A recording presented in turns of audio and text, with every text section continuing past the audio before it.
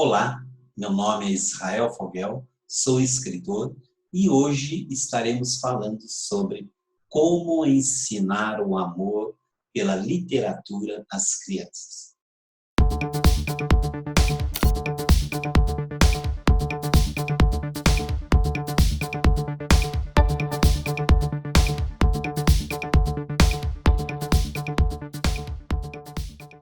Antes, porém, inscreva-se em meu canal, acione o sininho e dê um like.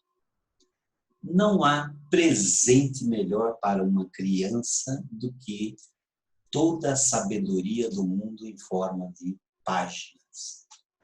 Datas para darmos presentes às crianças não faltam. Dia das Crianças, aniversário, Natal e aí por diante. Mas o grande problema é que, como sociedade, quase sempre acabamos encarando presentes como bens que devem ser dados aos filhos por conta de alguma ocasião específica.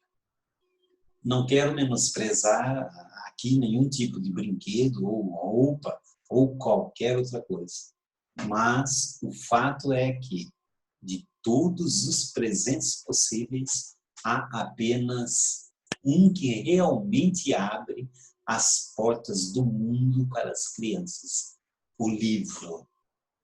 E se você é um escritor, então entende mais que qualquer humano comum o valor que a literatura tem para formar o espírito, a alma de qualquer criança.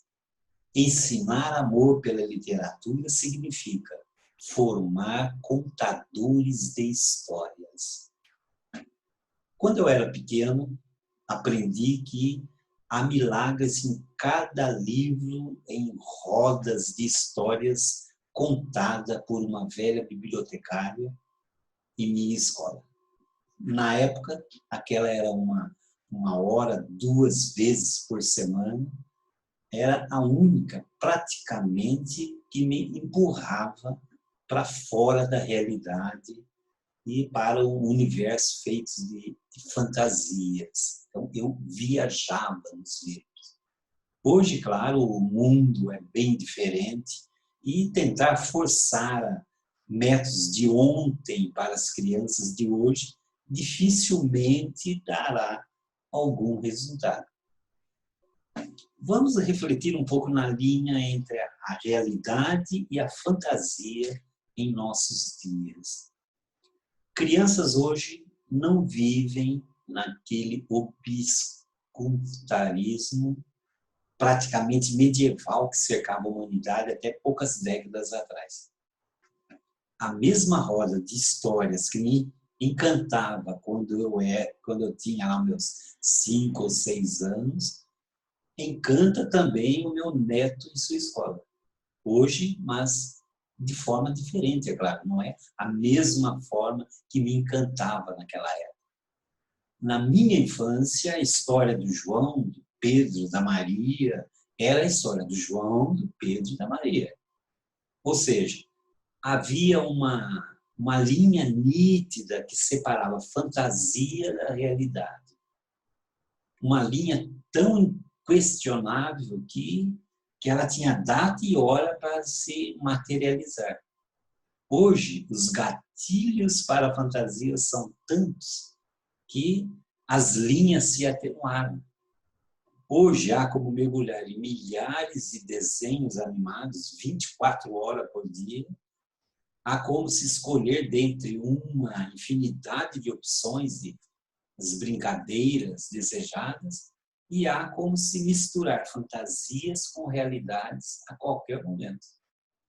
Se eu tiver que isolar uma diferença entre os universos infantis da década de 80 e a de hoje, por exemplo, eu diria que há tanta fantasia cercando as crianças hoje e de maneira tão intensamente sob demanda, que pode-se dizer que a dificuldade não está em fazê-las amar a literatura, e sim em fazê-las se aprofundar mais em cada história.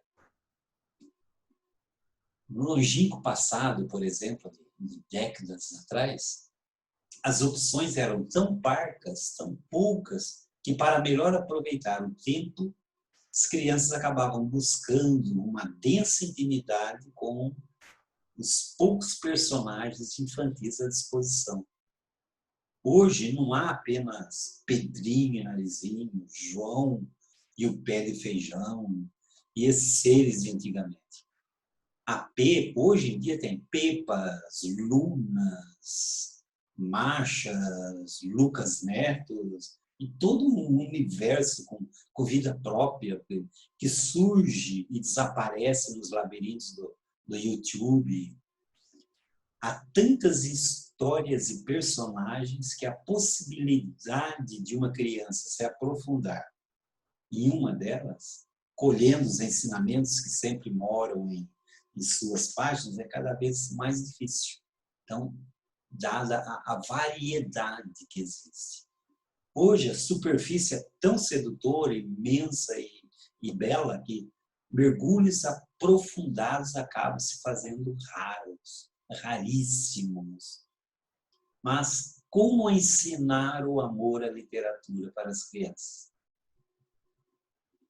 Emprestando à literatura um pouco do universo real da criança e usando esse universo como uma maneira de seduzi-la para as profundezas de cada livro. Pode-se contar a história de uma avó maluca que amava fazer doideiras com a neta, mas e se a avó tivesse o mesmo nome da avó real? Ou se a neta tivesse o mesmo nome da criança? E se uma história envolvendo um grande grupo de crianças, muitas tivessem os nomes dos colegas reais, os coleguinhas da sala de aula? Faça esse teste em casa. Eu fiz com meus netos. O resultado foi impressionante. De repente, aquele momento que o livro aberto passou a se diferenciar de todos, foi o único em que a realidade e fantasia se mesclaram. Não apenas na imaginação, mas também nas páginas de um livro. Para mim, o amor pela literatura se mede por esses 3 elementos. O estado dos olhos, da atenção e da curiosidade da criança. Se todos permanecerem em estado de pura adrenalina, é porque a receita está funcionando. Na verdade, imaginar faz parte de aprender a ler. Uma das características que mais difere um livro de um filme, por exemplo, é que no livro a participação ativa do receptor da história é fundamental. Já no filme, não. Personagens do cenário já aparecem imaginados por alguém. Então, alguém construiu aquele cenário, aquela imagem. Os nomes já têm rosto, os lugares já têm cores, e para nós basta nos acomodarmos na adrenalina do que acontecerá depois. No livro é diferente. No livro, o que acontece? No livro, o próprio leitor precisa construir rostos e paisagens em sua mente. E, a partir de uma costura entre o que foi escrito e o que ele tem de referencial armazenado em seu cérebro. Então, se ele tem no cérebro dele aquele local que está sendo escrito no livro, ele vai viajar. Saber imaginar, portanto, é fundamental para se saber ler bem. E o que pode instigar a criança ainda mais nesse aspecto? A mudança de papel. A própria criança tem a incumbência de criar uma história, de escrever, desenhar uma narrativa, para depois contá-la ao adulto. Essa inversão de papéis pode ser importantíssima para o seu desenvolvimento. O que mais nos diferencia de outros animais é justamente a nossa capacidade de contar histórias. Apenas nós, humanos, conseguimos encapsular passado, presente e futuro. E, de alguma maneira, tecer linhas narrativas que permitam que as mentes dos nossos pares atravessem qualquer tipo de barreira imposta pelo tempo em si. E não há nenhuma, absolutamente nenhuma profissão que não dependa disso. Um bom vendedor é aquele que consegue contar uma boa história para o seu cliente. Um bom médico, por exemplo, é aquele que consegue interpretar fatos e usá-los para tecer novos capítulos, a partir de tratamentos que julgar necessários.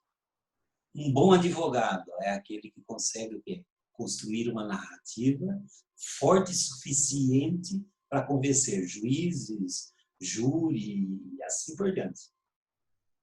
O que fazemos quando ensinamos nossas crianças a imaginar e criar histórias? Preparamos cada uma delas para que escrevam as suas vidas da maneira que preferirem. Quer presente melhor do que isso? Livro? Bem, por hoje é tudo. Inscreva-se em nosso canal, acione o sininho e dê um like. Um beijo no coração e até o nosso próximo vídeo.